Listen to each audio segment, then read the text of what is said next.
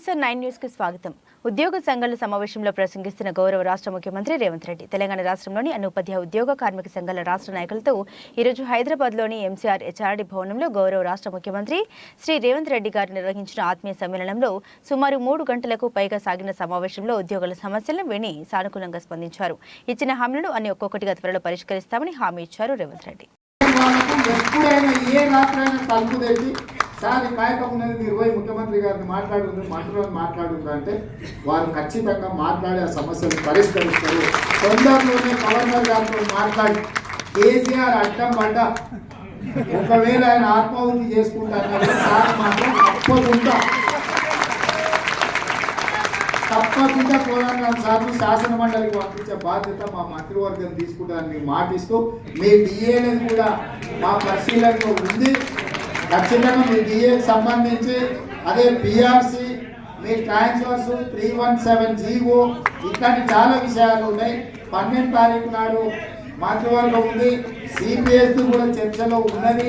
వీటన్నిటిని కూడా నేను ఏమంటున్నా అంటే అన్ని ఒక్కసారి ఓపెన్ చేస్తే మళ్ళీ జీతాలు కూడా రావు. అది ఏంటంటే ఒక్కొక్కటి ఖచ్చితంగా ప్రయారిటైజ్ చేసుకొని మీకు ఏం చేయగలుగుతామో తప్పకుండా ఓపెన్ మైండ్తో చేస్తాము. మీ డిఏల విషయంలో కానీ పిఆర్సీ విషయంలో కానీ ఇతర ట్రాన్స్ఫర్స్ విషయంలో కానీ 317 భార్య ఒక దగ్గర భర్త ఒక దగ్గర ఈ విషయాలను కూడా పరిశీలించడానికి మంత్రివర్గ ఉపసంఘాన్ని వేసినాము.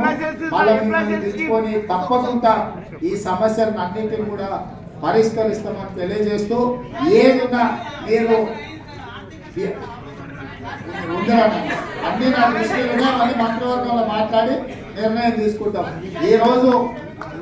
ఈరోజు మీ అందరినీ కలవడానికి ఈ సమావేశము ఇది ఒక ఆత్మీయ సమ్మేళనము. ఈరోజు సమస్యలు వినడమే, ఈ సమస్యలన్నీ నోట్ చేసుకున్నాం. అక్కడ నరేందర్ రెడ్డి గారి దగ్గర మొత్తం మీరు ఇచ్చిన వినతి పత్రాలు ఉన్నాయి. అదేవిధంగా మా అధికారులు కూడా నోట్ చేసుకున్నారు.